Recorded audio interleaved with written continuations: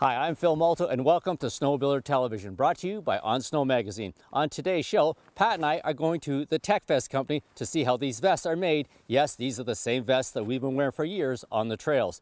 Also, I'm going to give you my thoughts on the Titan helmet. I've worn it in Minnesota at -20 howling wind situations and also trail ridden with it in northern Quebec.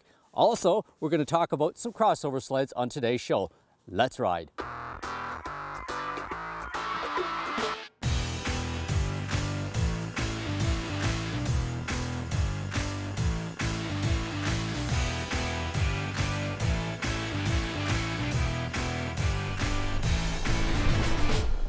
STV is sponsored by Yamaha, revs your heart.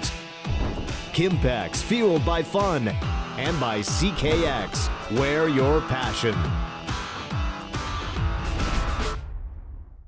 Hey guys, Pat Bourgeois, Snowbuilder Television. We're in Minden, Ontario at the Tech Vest headquarters. We're going to meet Steve and his son Kevin and learn about how they make Tech Vests right in-house and customize it for anyone. Man, what the heck is Phil? If he'd show up, we could get this show started.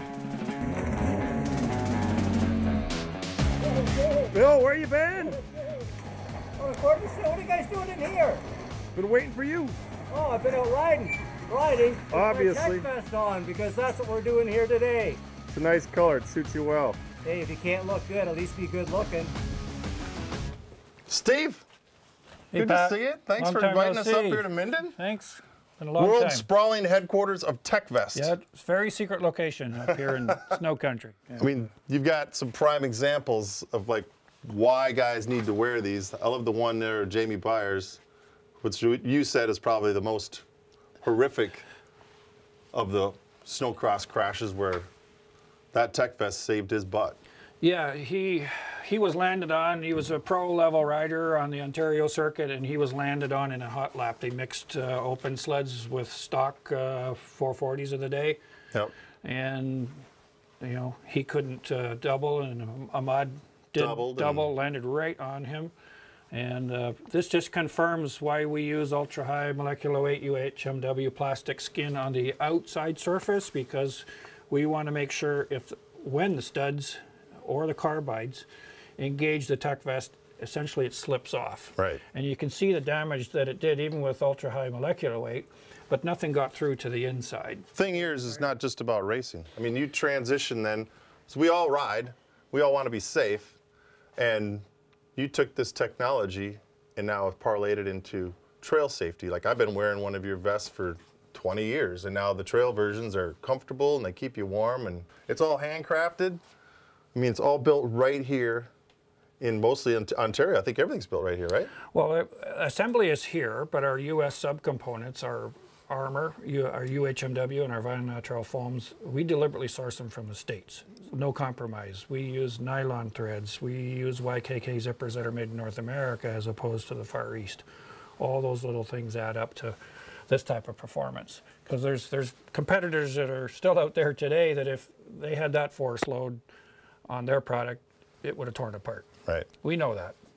But it's a topic that nobody wants to talk about and it's not written about. And you've got, we're going to go see how these things are made, but you've got some new stuff that you've been working on the last couple of years, and now it's all kind of coming to fruition.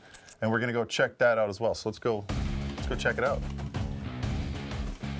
Hey Pat, come on out and we'll show you the production line. The sprawling headquarters of Tech Vest. It's huge. Like, you can't tell anybody what we do here. We're out here in the bush on the trail, and we like to keep it quiet. So take me through the process of building a Tech Vest. The first stage is to assemble the fabrics, and here we have what's called a single ply cutter, automatic computer controlled. Once you got it all programmed, it'll bang them out pretty quick. This thing runs, it assembles the patterns, and the utilization, it nests the patterns better than a human could do. So we have a higher efficiency and a super cut. The cut quality, the girls just love sewing this, as opposed to the way we did it for years, which was hand cutting stacks of fabric. Now we just do single cutouts. All right, the pieces are cut. Now what? Well, now we're just laying out the finished product that was obscured by all of the coverings there. But here's a completed Tech Vest that's all cut out now and ready to go over to the assembly station. Nice. All perfectly cut. And you've got this process, we're going to talk about this in a minute, but this is called sublimation, correct? Dye sublimation. It allows you to put Sublimation. any design on It's pretty much anything. Every time we look at one, we're just like, you just touch it, you can't believe the definition that you can achieve. What's the next step? Yes, one complete tech vest fabric only. Okay. As it proceeds over to the final assembly line, it'll pass through the armor line. We walk The over- armor. That's the important stuff, right? Here's the secret ingredient of every tech vest. We won't give you the formulation, but essentially... Will you have to kill me if you do? No, I'd rather have another day to go riding or Okay. pop a few PBRs or something. I'm down with that. So what we do here is laminate vinyl nitrile energy foam to the UHMW. Big It's words. all hand laminated. There's Vinyl no nitrile? vinyl nitrile. So Is that legal? So like here's a that's a back panel. back panel. This is a shoulder panel. This must be the front. We'll armor you up right here. That's a belly panel. No, that's the back panel. Oh, that's back. Here's the belly panel. Don't let me make these things. We'll figure it out. And then for the race models and performance for the mountain market, heavily ventilated. Okay. I'm assuming we got to put this together somehow. Yeah, well, let's follow me and we'll just move around to the actual production line. All right. Let's be honest, Steve. These are the ladies that make it happen. That's my secret team here. The secret team. These guys are amazing. I mean, this is labor-intensive work. I mean, like this is. I look at it. I go, this is handcrafted. This product is a handcrafted. It's almost. I don't want to call it art form, but I mean, the only way to build it with the quality that you want. Absolutely. Thanks, ladies. All right. Well, here we go. Finished product, Steve. This is the QC stand. This is where everything's inspected and bagged. Quality control. Every garment is checked for stitching, for operation of zippers. No impact testing, but this is where it all finishes up. And there's a brand new BRP that's. Hey, it's my size. It fits just like a glove like the other one I got. Let's loosen up the sides. There you go, man. Cinch her in. Once you get used to riding with them, it feels weird without it on. But I still, you know, there's a lot of guys that ride on the trails that don't wear them yet. And we get questioned every time we come into a trail stop, why do you have that thing on? You explain it to them, and then their first complaint, usually not complaint, but there's like, wow, that looks uncomfortable. And it's not. Like, what I love about it's not only comfortable, but it retains your body heat. Like, your core temperature stays warm, so if it's a cold out, if your core stays warm, the rest of your body stays warm. But when we walked over here, I saw what looks like your son on the outside of a cover. And I can't help but notice those covers are pretty cool. Like, what, is this something new?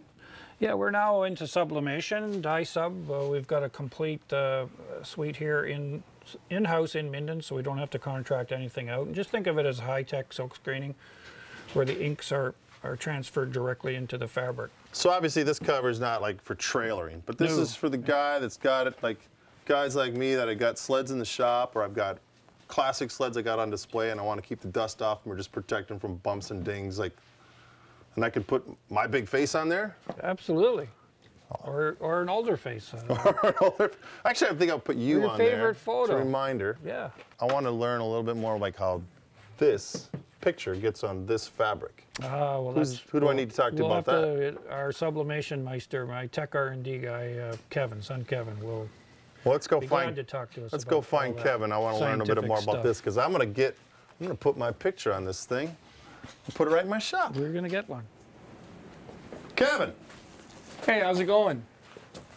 good to meet you. Hey, you as Your well? dad said you are the guy. He would show me around the shop, show me the Okay. Tech Fest. Yeah. And I was checking out that cover with your big picture on it. Oh yeah, right? my glory shot. And he said, he said, you can customize anything. Yeah. He said, you're the guy to show me how it's done. So I want to learn about it. Alrighty, so yeah, it all starts here. So we go from the design phase in our CAD software So here. these are all the pieces of a Tech Fest. Exactly, and then we take from our design software, transfer it into our other software, which sends it to our printer. So Where's your printer? Our This printer's is your just printer. right here, exactly. So this is a special a printer for beast. sublimation. Yeah, we work with 60-inch I'm widths. suspecting this thing's not cheap. No, not exactly. No. I won't touch it. So it prints it out. Exactly. And then this is a printed piece right here, correct? Exactly. Well, this is the one we were just looking at on screen. Yep, that's the vest that we're working on out here. So this is actually the ink. Yes. So the ink is printed onto the special transfer paper From the paper, we run it through the big press out in the main workshop out there. And so you've got some samples of this on the fabric, right? Exactly. Yeah, right over there. Yep. So we take it from there. After it runs through the press, which heats the ink and then sublimates it into the fabrics, and it transfers it into the fabric.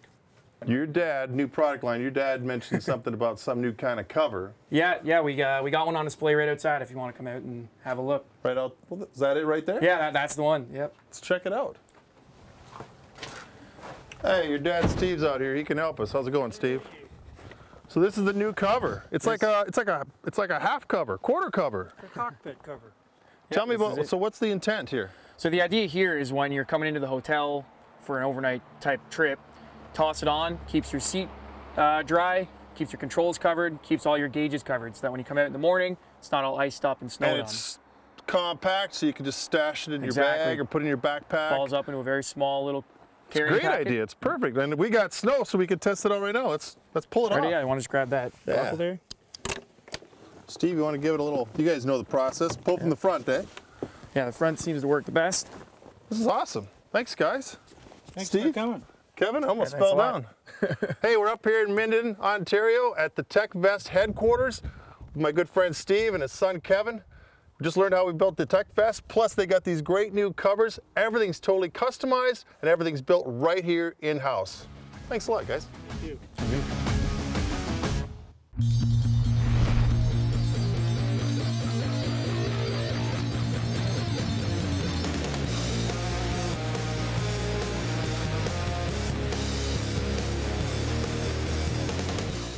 So the motor is not a real peaky motor. So it's Yamaha's classifying as an 800 class motor, and it's much more than that. That's for sure, at 180 plus horsepower.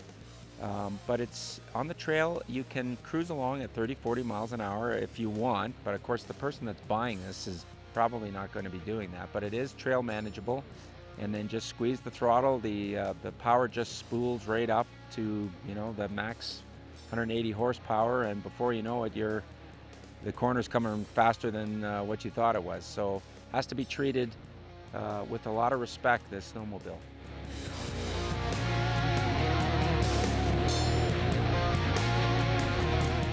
Yeah, the 141 that we're running today with the Cobra track, it's there's no doubt about it. This is a heavy sled. It's got a fairly wide ski stance on it. The Fox float shocks, so it's not a real nimble snowmobile unless you're a big, strong guy that can really manhandle this thing around. It's got the center grab strap, so it's built for traversing tight spots in the woods like we are today. But you have to be a very skilled rider to maximize the performance from this motor in this chassis. So with the 141 track, you get lots of flotation. So for me out on the lakes, I can just see this thing being, this is a lake machine for what I'm thinking up in Northern Ontario. If you see an area of open slush, just pin it. It's just going to eat the slush. We've got a variety of sleds, and literally a squeeze of the throttle at will, you're on the tail flap of anybody in front of you. So if you're looking for an adrenaline rush, and that's the type of rider you are, this machine is certainly going to deliver that in spades. But the whole time I was riding this, I'm thinking Clark Kent Superman. This thing can cruise around real, it's an unassuming looking snowmobile. It doesn't have a real growly noise to it that you're running some, super mod sled. But before you know it, you squeeze the throttle, out comes the cape, and boom! You're going to be, gone to the end of the lake before anybody you're riding with. So it's one of those machines. With great power comes lots of responsibility. That's this Sidewinder.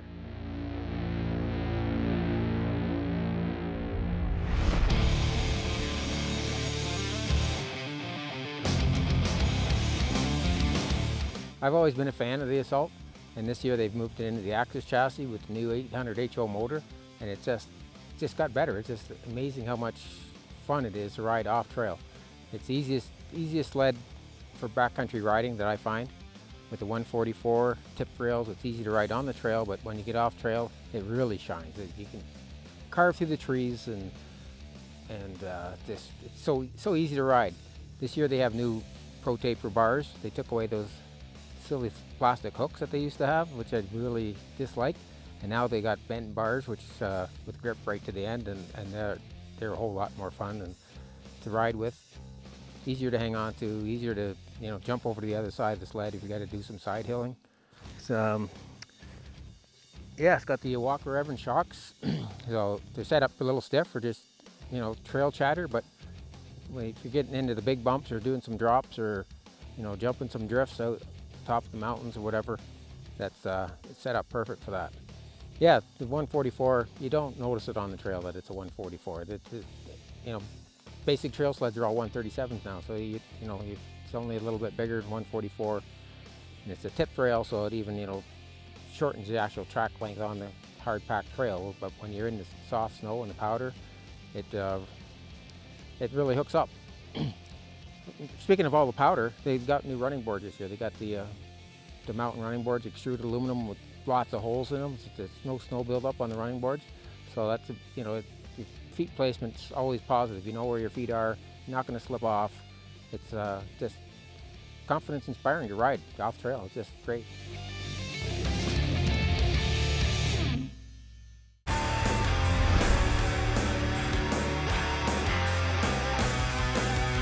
Yeah, we're on the 2017 Arctic Cat XF Cross Country 6000. The Cross Country's been away from the XF model lineup for a few seasons, and they brought it back, which makes a lot of sense. This is a true 50-50 crossover. You get the 137 coupled suspension, but they've put an 1.75" lug Backcountry X track on it. So off trail, this thing has lots of traction. There's no real worry of getting stuck. Of course, you got limitations. You're not going to be going in deep snow, but if you want to go off trail, you want to go up north, play in the hydro lines, this is a great sled. But at the same time, you can hit the trail and it's going to handle just as well as any of the ZR 137s. This is a limited model. It's got the QS3 quick adjust shocks, and they work awesome. So on trail, this thing handles awesome. Nice and light with the 6000 in it, which is a huge benefit when you get off trail. It keeps the front end floating up on the snow, get the extra traction with the 1.75" lugs, and it's a blast. It's a lot of fun. So the Arctic Cat, the Pro Cross, they always come with a nice tall riser, which gets you in a good position whether you're standing or sitting. Works very well off trail on this sled. And they've also added the mountain bar for those times when you get yourself in a situation where you got to get leaning over the sled and try to get out of an area where maybe you've gotten yourself stuck. So yeah, it's a great sled for both on and off trail. Yeah, it's a great all-around package, and the Limited comes with all the great extra features too that I think most riders are going to want to ante up and spend the extra money on. There's a lot of other more nimble sleds off trail, including, let's say, the XF High Country, but this is a good 50-50, maybe a little more biased towards trail. But you get off trail and you can have a lot of fun with this, and it's a blast to ride in the trees and do some playing with. So it's a good compromise between both, and actually, to be honest, it doesn't compromise on the trail. It just gives you the extra traction and ability to go off trail and have a bit of fun.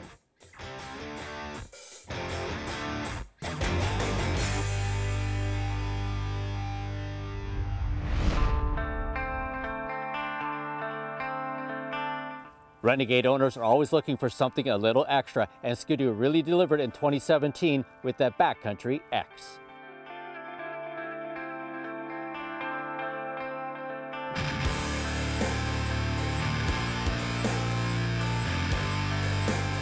Areas that have great free riding locations may not have enough snow depth to warrant a track longer than a 155, but a 146 is perfect.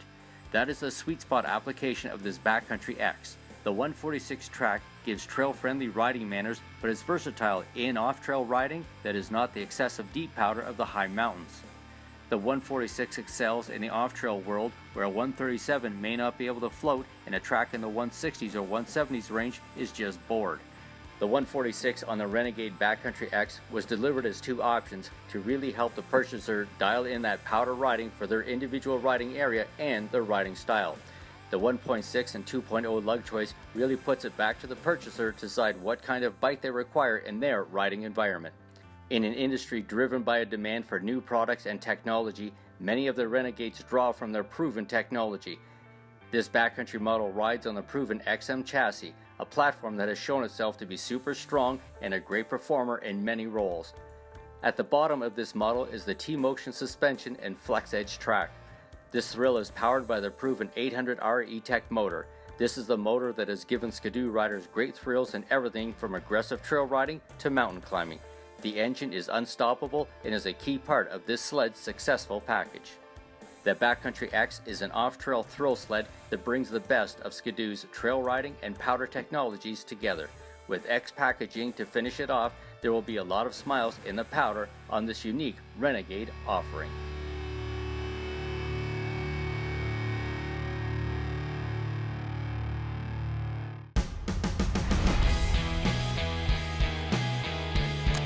At the beginning of this season, there was a lot of interest and a lot of excitement about the new CKX Titan helmet from Kimpex, and I'll tell you, the helmet really does live up to the expectations. Lots of breathability, the goggles come off. It makes it really easy for photographers like us not only to talk to people at the trail site, but for also taking pictures, because we can hold the camera right up to our face without actually having to take the helmet off. And in the really cold weather, that's a real bonus for us. Another nice feature is the way the goggles go right over the top of the helmet here, keeping them dry and snow-free, because there's nothing worse than hanging up your helmet and your goggles are flopping full of snow, and then you've got ice in your eyes when you're trying to drive away. Of course, a nice little bonus I found, the extra louvers up here really do allow the air to go that way, so when you're riding, the helmet's not trying to pull itself off. So everything has worked really well on this helmet. The one part I haven't tried yet is the GoPro mount, because being a photographer, I left my GoPro mount back in the hotel when we headed out on a backpack tour. But I can hardly wait to slap that on and start documenting all my trips with the Titan helmet, a helmet that really has lived up to its expectations.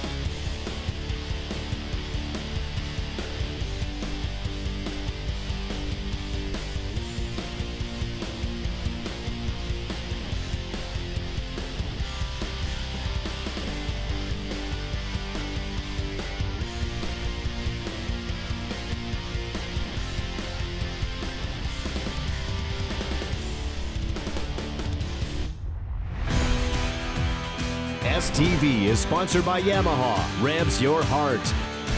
Kimpex, fueled by fun. And by CKX, wear your passion. Thanks for watching this week's show. Remember, you can keep up to date on all the latest snowmobile information by going to osmmag.com or snowmobilertv.com, and make sure you sign up for our newsletter. We'll see you next week back here on the snow. I feel like I'm too close. Stand so close to me. I'm gonna go like this. So jealous, Ready? Yeah.